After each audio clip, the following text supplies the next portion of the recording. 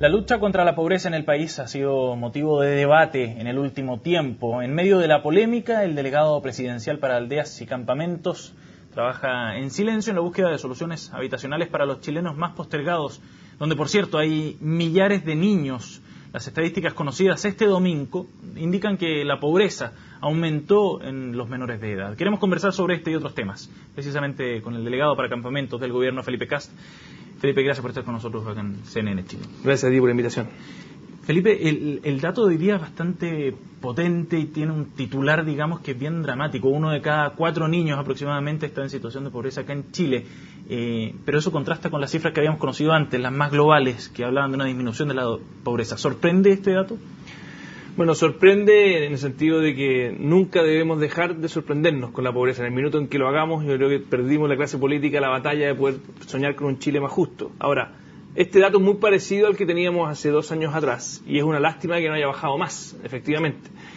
Ahora nos da cuenta de que tenemos una pobreza, la pobreza dura, la que cuesta más derrotar, tiene rostro de una mujer con niños solos, en el fondo, y eso es lo que te va mostrando esto, que en el fondo, que en la medida que vamos bajando la pobreza, la composición de la pobreza va teniendo cada vez más rostro de mujer y de niño, y eso es muy dramático porque muchos que pensaban que la pobreza era un problema del pasado, y que era casi que dejar que los años pasaran para que se olvidara o no fuese un problema, que era casi que de los adultos mayores. Claro. De hecho, los adultos mayores tienen mucho menos pobreza, tienen un 7%, un 7,9%, versus los niños que tienen, como tú bien decías, un 22, algo, que casi que 1 de cada 4 de ellos vive en pobreza. Eso es una angustia que no nos puede dejar tranquilos. O sea, hay un cambio en la configuración de los hogares que podría explicar, digamos, este aumento. Efectivamente, la composición de la pobreza, una vez que tú vas reduciéndola, tiene cada vez más rostro de mujer y de niños, juntos, una familia sola, y que en el fondo tiene un lado, si tú quieres, positivo, la mujer que se empodera, la mujer que cada vez tiene más independencia, que tal vez no tolera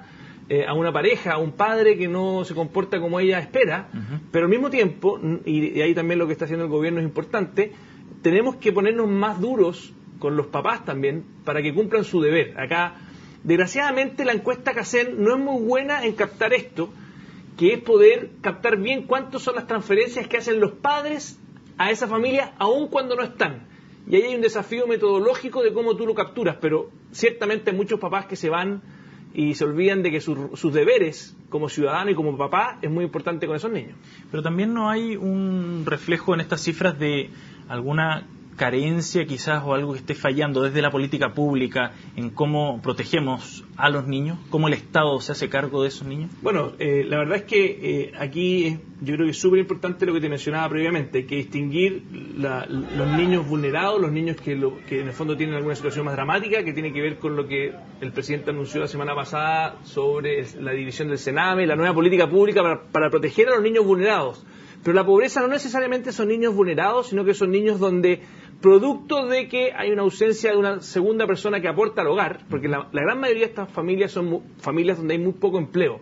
O sea, la mujer está sola y probablemente no tiene con quién dejar a sus hijos y por lo tanto entra en un círculo vicioso donde no puede trabajar. Claro. Entonces, ese círculo es el que se está rompiendo con más recursos en la educación preescolar y todo, pero el papá, aunque no esté físicamente ahí, tiene un rol que cumplir. Y por lo tanto, si ese papá estuviese, dado que está trabajando, colaborando como debiera, probablemente tendríamos muchos menores niveles de pobreza. Y por eso la legislación que obliga a los padres, y que de hecho ahí el CERNAM está haciendo con la ministra Schmidt una tarea importante, para que los padres no se puedan salir con la suya y simplemente decir, yo me desvinculé de mi familia y ahora los niños que están ahí no son mi responsabilidad. Eso es muy dramático. Entonces, el cambio o la manera en que se enfrenta este problema de la pobreza necesita un giro.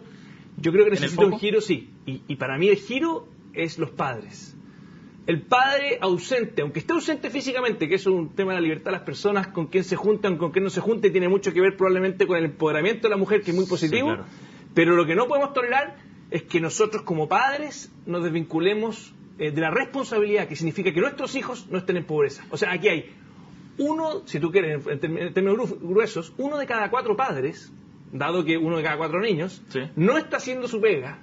Y no está cuidando de ese niño. No está cuidando de ese niño. Y desgraciadamente ahí es difícil decir que el Estado tiene que hacer toda la pega. El Estado hace parte de la pega, con el ingreso ético familiar, con la creación del Ministerio de Desarrollo Social. Pero ahí también un rol que la ley obligue con más fuerza a esos padres a que no se puedan lavar las manos. Hay también una especie de disociación entre los crecimientos o las cifras que uno ve a nivel macro, crecimiento económico de Chile, que ha estado bastante bien en los últimos años, y estas cifras, porque parece muy chocante que 1 de cada 4 niños esté en situación de pobreza. ¿Cómo se transfiere ese beneficio económico hacia esos niños? Bueno, lo cierto es que aquí hay una situación bien compleja, y es que nosotros hemos tenido en los últimos 2 años, a pesar del crecimiento, dos malas noticias. Una, que fue el alza en los alimentos, que pega muy fuerte a las familias más pobres, y acuérdate que el IPC, que los precios normales crecieron a una tasa de aproximadamente un 3%, y los alimentos el doble. Sí. Entonces, eso es muy dramático. Y lo segundo, el terremoto. Por lo tanto, el crecimiento económico acá hizo parte de la pega, sin lugar a duda. De hecho, la creación de empleo de más de 700.000 empleos explica el porqué desde el 18% que quedó después del terremoto pudimos bajar a menos de un 15,1%, que era lo que había antes.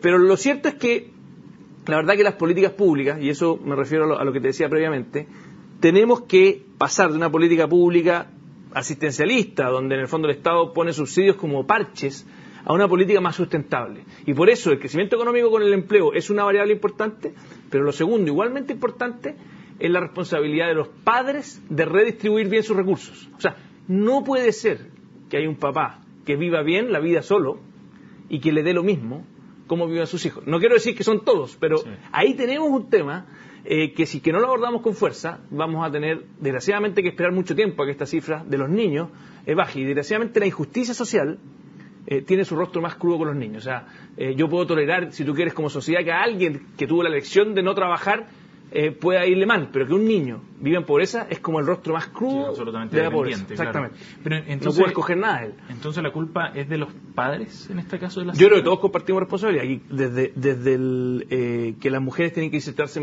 con más fuerza al mercado laboral. O sea, una mujer, de estas mujeres, si pudieran tener más a las cunas, que de hecho es lo que está haciendo hoy día con mucha fuerza el gobierno, tratar de inyectarle más recursos a pesar de la presión en la calle de que los recursos en educación vayan a la educación universitaria. Si tú inyectas más recursos en la educación preescolar, esa mujer podría tener su hijo estudiando. O en la sala cuna, y podría, por lo tanto, trabajar. Y además, aquí el gobierno hizo algo muy interesante, que ataca este problema directamente, pero que está recién implementándose ahora en septiembre, por lo tanto no hemos visto su efecto en los datos, que es el subsidio al empleo de la mujer. O sea, aquí se va a financiar, estamos hablando de un subsidio importante, aproximadamente 30.000 pesos, que van directo a la mujer que encuentra trabajo. O sea, el premio para esa mujer de decir, ya, yo voy a recibir más recursos, voy a tener un trabajo, pero además voy a recibir un poco más de recursos para poder financiar también la educación preescolar de mis hijos.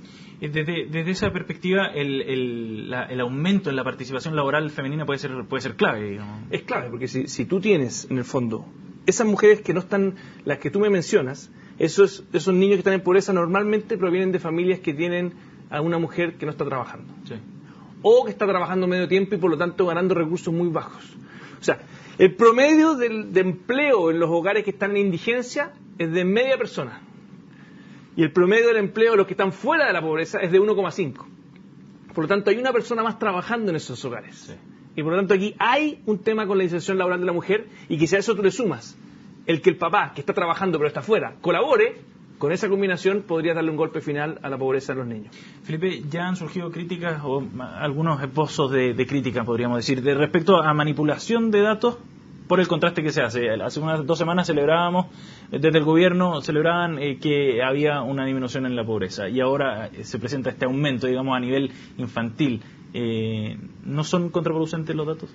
Son de la misma encuesta, pero... Mira, yo creo que aquí me tocó escribir ayer una columna refiriéndome a este tema, en un medio escrito. Yo creo que ha sido muy penoso el tema de cómo hemos destruido entre los políticos la credibilidad. ¿De qué? ¿De la encuesta? De los datos sociales, de los datos de la pobreza. Es muy grave, porque en el fondo nosotros tenemos una tradición como país. Desde el año 1987 que medimos la pobreza de la misma manera. Podemos cambiarla, podemos complementarla con otros indicadores, pero no es bueno romper esta forma de medirla. Por lo tanto, a mí me da mucha pena que los políticos, a veces con un cálculo electoral, porque les puede molestar que un gobierno distinto al de ellos reduzca la pobreza, salgan a atacar la credibilidad de los datos, siendo que aquí trabajó la Universidad de Chile. Aquí lo verifica la CEPAL. O sea, este proceso no puede estar más blindado que otro. Al ministro Lavín le llegan los datos un día martes y el día miércoles los entrega al país. Por lo tanto, creo que aquí ha habido un espectáculo muy triste de algunos escuderos que buscan poner en duda que estamos avanzando. Y eso no nos hace bien a nadie, porque el día de mañana les va a tocar a ellos estar en el gobierno. Y hay ciertas cosas donde no vale la pena poner cálculos electorales por sobre el capital social que hemos construido, que es la credibilidad. Y yo creo que es re fácil atacar la credibilidad de las cosas, pero al final nadie gana. Y en estas cosas hay que tener cuidado. ¿No hay temor de que se puedan, de esa crítica de la manipulación, digamos? Yo creo que le hace muy mal al país. Porque en el fondo, cuando tú empiezas a dudar de todos, porque aquí lo bueno es que esto es como si alguien, todos se agarran para hundir al otro. Entonces lo que ocurre muchas veces es que tú ves las encuestas y no le creen ni a los de un sector ni a los del otro, y todo al final es como si los futbolistas hablaran mal del fútbol todo el día. Tenemos que cuidarnos entre nosotros. Yo creo que tenemos que tener ojo con las críticas al tema de la credibilidad de las encuestas sociales, porque cuando el país ve que todos dicen que el otro miente, es muy delicado. Y eso, por lo tanto, me parece que en este episodio ha sido muy triste, y yo espero que hacia adelante, sobre todo los candidatos presidenciales, el próximo año vamos a tener elecciones presidenciales, sí, tengan una postura un poquito más cuidadosa en esta materia. Felipe, desde la posición de delegado presidencial para los campamentos, ¿cuánto ayudaría precisamente en mejorar estos índices en el caso infantil, de pobreza infantil, de pobreza en los niños? ¿Cuánto ayudaría el terminar con los campamentos, que es una de las metas que se han planteado? Lo que pasa es que, desgraciadamente, la pobreza se mide hoy día con una mirada unidimensional, o sea, se mide por ingreso, y es la que conocemos, es la que hemos ocupado los últimos 20 años, y está muy bien. Pero hay una pobreza multidimensional que tiene que ver con que de repente una familia en el campamento aparece como que no es pobre, bajo la mirada del ingreso, pero es pobre porque tú miras y en realidad tiene una necesidad brutal. Vive en un campamento, no tiene redes, no tiene muchas veces una vivienda, obviamente no tiene una vivienda digna, no tiene acceso a veces a oportunidades de empleo. Entonces, la verdad es que no nos vamos a quedar tranquilos cuando terminemos con la pobreza por ingreso. Y por lo tanto, la cifra, cuando tú agregas la realidad de los campamentos, es mucho más dramática, porque de hecho en los campamentos tenemos muchos niños que comparten la cama. Tenemos aproximadamente un 35% de los niños que han repetido de curso. O sea, el campamento es el rostro más duro de la pobreza. Y por eso hemos implementado lo que se llama el plan integral de campamento, donde le pedimos al MIMBU que no solo fuese el único que estuviese trabajando, sino que se metiera el Ministerio de Educación, Salud, Trabajo, porque la verdad es que la típica forma de pensar cómo solucionar la pobreza en los campamentos era entregando una casa. Sí. Tengo la casa, se acabó la pobreza en el campamento, no veo más suciedad, no veo nada feo, veo tu casa nueva. Y es una mentira. Las familias que llegan a un campamento tienen muchas más carencias que una falta de casa, que la falta de una vivienda. Por lo tanto, tenemos que hacer barrios, tenemos que dar educación, salud, y por eso firmamos este convenio con 7 ministerios para que también hicieran la pega con los campamentos. Y no fuese solamente el MIMBU, el Ministerio de Vivienda, el que se comprometiera con ello. Y eso, finalmente, terminar con los campamentos, digamos, ¿es una meta realista a corto plazo para el Chile? Mire, yo creo que sí. Desgraciadamente, los últimos 3 presidentes han prometido terminar con los campamentos y no lo pudieron lograr, algunos de ellos porque no invirtieron suficiente. De hecho, tuvimos en su minuto el expresidente Frey y Lagos invirtieron mucho. De hecho, si tú miras las cifras, en promedio como 8.000 casas para campamentos al año. Eso bajó de 8.000 a 1.800 entre el 2005 y el 2010. Nosotros queremos volver a superar los 8.000 este año. Y a esa tasa tú podrías soñar con terminar con los campamentos en 2015. Ahora, el terminar con los campamentos no es algo que se haga con un cheque, porque cualquiera que haya trabajado en los campamentos sabe que para la familia del campamento, que a veces están mejor ubicadas que otros, no quieren irse a cualquier lugar. Y buscan un lugar que quede integrado socialmente, un terreno bien ubicado, quieren participar como dirigentes en el diseño de sus casas. Y por lo tanto, no es solamente recursos. De hecho, hoy día tenemos, el presidente nos dijo, no hay restricción de presupuesto. Ustedes avancen lo que tengan que avanzar. Pero las dirigentes, y con justa razón, me dicen delegado, perfecto, pero busquemos un buen terreno. Si no, preferimos quedarnos a veces aquí. Y mantenerse sus vínculos, digamos, territoriales. Claro. Por eso es un proceso mucho más complejo. Yo escucho a algunos candidatos presidenciales que dicen que solucionan los campamentos con un cheque de la noche a la mañana. Y la verdad que eso creo que es una falta de respeto para los dirigentes que viven hoy día en campamentos. Felipe, muchas gracias por haber venido a CNN Chile. Sin duda que esto va a seguir generando repercusiones. Esperemos que esta discusión, esta vez, por lo menos con estas cifras, sea un poco más enriquecedora para la política pública. Muchas gracias por haber venido. Muchas gracias por la invitación. Con esta entrevista, entonces, vamos a hacer una breve pausa y retomamos luego la entrega informativa aquí en CNN Chile.